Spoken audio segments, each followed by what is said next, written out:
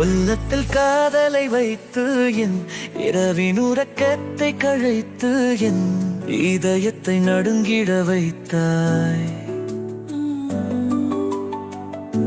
உன் நினைவின் சாயங்கள் பூசி உன் நிழலும் நிசங்களை தீண்ட என் கனவின் காட்சிகளாக என் விழியின் உள்ளே நீயும் வந்தாயே. உன் விழியின் வழியே நானும் சென்று உன் இதய துடிப்பில் நானும் சேர்ந்து துடித்தின வேண்டும்.